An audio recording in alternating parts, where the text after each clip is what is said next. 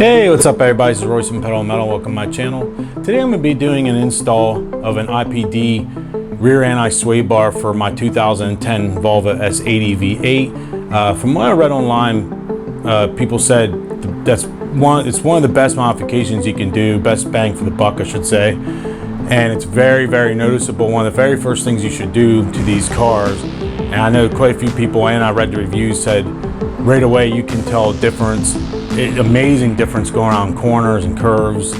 Hopefully it'll be noticeable, because I'm a little skeptical sometimes of things like this, but they are proven to be very beneficial. Now there is, I think, a 22 millimeter on the car, or 23 millimeter stock rear anti-sway bar on this vehicle, and so we're going from 23 to 25 millimeter, I think it is. So it doesn't sound like much, but from what I've read reviews, people in the know said these things, you'll be shocked at the transformation of your vehicle. It'll feel absolutely planted and awesome. So I can't wait. I'll show you what comes in the package here. I had ordered this from IPD over Memorial Day. They had a little sale, and I paid $238 with free shipping for the bar, which sounds like a lot of money, but I think it's close to $300 normally, the bar. And from here, I'll swing around, we'll take a look at it. From what I understand, a lot of people, their complaints were online. People were saying that a lot of these are back ordered and they can't get them, and it's been over 6 months. I don't know what the deal was with all that, but the P3 Volvo ones, which says here, here's all the applications for this. I had no trouble, they had them in stock. Instructions seem to be pretty decent. You get 2 new brackets, obviously, 2 polyurethane bushings, and then the bushing grease, which is some kind of moly grease or something in a syringe. The bar itself seems to be, I assume this is powder coated. It seems to be really, really well made.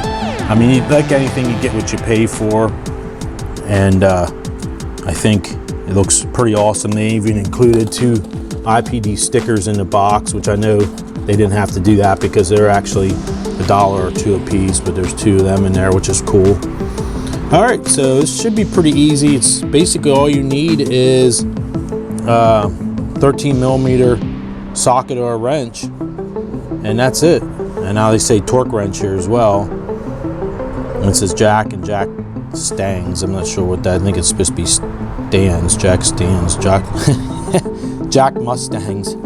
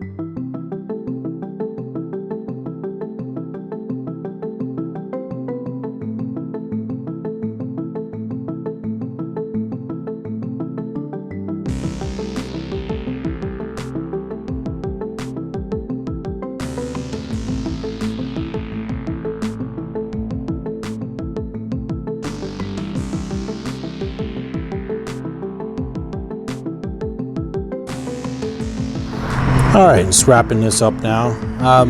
This took a little bit longer than I thought it would to do, mainly because, well, I'm not sure why, it just did. It just took a little bit longer than I thought it would. You just gotta be careful with those end links. Now I was putting new ones on as Foxy walks in front. I put new end links on just because I didn't know the history, the age of the others. They seemed okay, but they were cheap enough. I think it was about $30 for both of these lamb forwarders with free shipping from, or $5 shipping from FCP. So it looks pretty good under there. It looks nice in the powder coat blue. Like I said before, from what I understand, these cars really benefit from one of these IPD anti-sway bars more than you think they would. It's extremely heavy. That was probably the hardest thing, is getting it up there and trying to hold it myself, and then get the bolts started for each side there where the gold colored brackets are. That was probably the hardest thing, I would say, besides trying to find proper jacking points for this car, which is super annoying the way this is set up, I think. The place I found to jack it up, under here you'll see a nook, like a cutout. Right here is a cutout, and then kind of you follow that back and there's a spot you can put jack stands. I don't really like the way this is set up. It's extremely difficult to work on this car, I think, the way they have it set up. Put the tires, I kind of slid them underneath just to be safe. I don't know, it doesn't really make a difference, I don't think. And then under the back here I put, I jacked up from right there. Not a big deal, I don't think. Vita Dice, it shows up, and I think they actually don't show anything in the back here. The one cross member, it's in front, or let's see here where, yeah, it's right in front of the blue anti-sway bar there. That's probably the better place to jack up from, but the jack would have been in my way to do the anti-sway bar, so I just jacked up from there. So thanks for checking out the videos. I appreciate it. If you want to know where the rest of the Volvo S80 V8 playlist is, I'll have a link down below. I had just wrapped up doing the IPD anti-sway bar and new end links. So that's a separate video, of course, but thanks for watching. Give me a thumbs up if you like this type of video, and be sure to subscribe and hit the bell for notifications. And I will see you guys later. All right, bye now. Hey, what's up everybody, it's Royce from Pelham Metal. Just give you a quick update. I just took the Volvo out for pick up some food, and I went around a bunch of twisties, and I must say it's definitely more well planted. The rear end doesn't seem to want to sway and twist as bad through the S-curves. So I think it's definitely a worthwhile improvement, a worthwhile upgrade I should say, this IPD rear sway bar. So thanks for watching the video, and just thought I'd give you a quick update that I actually did get to drive it here after installing it, and I'll see you guys soon. Alright, bye now. Do what? Subscribe. Subscribe, Daddy. Subscribe button.